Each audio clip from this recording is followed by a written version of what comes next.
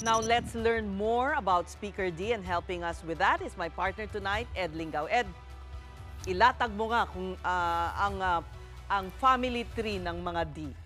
Okay, says the D dynasty, if you might call it that, is one of the more politically resilient political families in the country, spanning several generations, several local levels, and several administrations, and sometimes even being able to navigate between two conflicting political positions. So let's start off with the D patriarch, si Faustino D Sr. I understand you talked to him before in your younger days.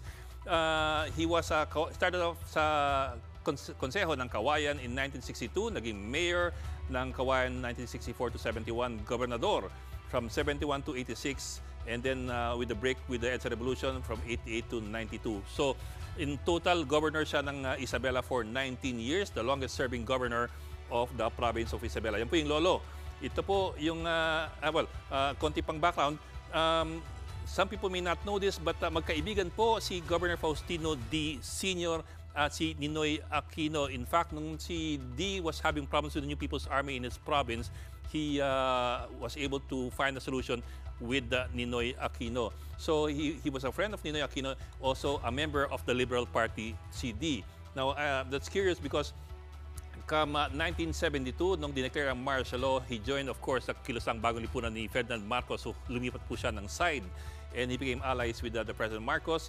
And he was part of the solid North Bloc, yung mga probinsya sa norte kung saan solid na solid yung boto at yung suporta para kay Pangulong Marcos. So that shift in the politics there. Ang kanyang anak ay si Faustino D, of course, Jr. From 1992 to 2001, siya po ang congressman ng Isabela, tapos naging gobernador from 2001 to 2004.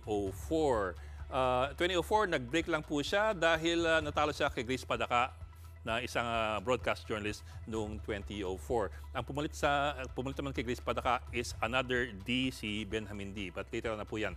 Now, sa kanilang apo po, so the dynasty grows some more.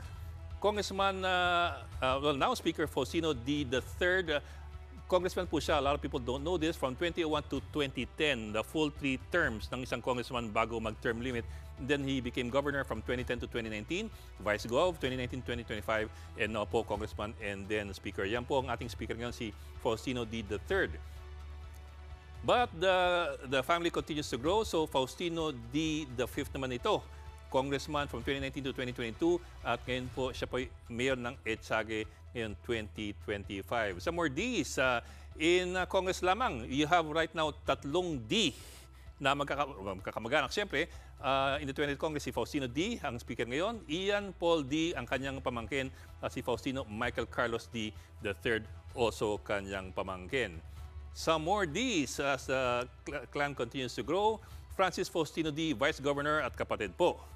Nandiyan din po si Manuel Faustino D. ang Provincial Board Member.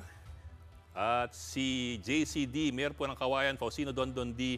Mayor naman ng San Manuel. And si Benji D. Vice Mayor po ng Kawayan. At si Bernard Faustino D. Ambassador to Switzerland. So all in all, ang incumbent ngayon ng mga D siguro, mga anywhere from 10 to 15. Of course, this is not the full list. This is only the list that we were able to unearth so far. Hindi pa natin nakikita yung mga in-laws. But some more interesting facts here.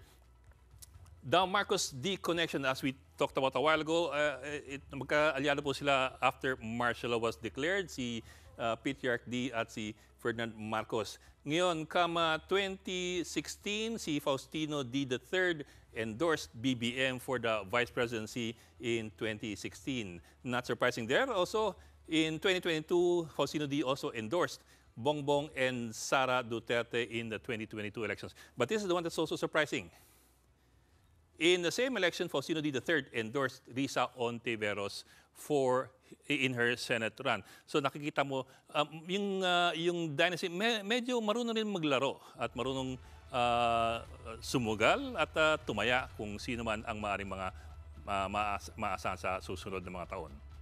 Ibig mong sabihin, may mga kaibigan sila in opposing political parties or fences. Well, pwedeng that's- mag-over the bakod. Yeah, but that's also paminsan-minsan. something that you tend to see with most of the major resilient, and I use that word resilient with quotes, political dynasties. They're able to navigate the treacherous waters of partisan politics. Marunong silang tumaya kung saan-saan na maaring maging susunod na, na powers that be.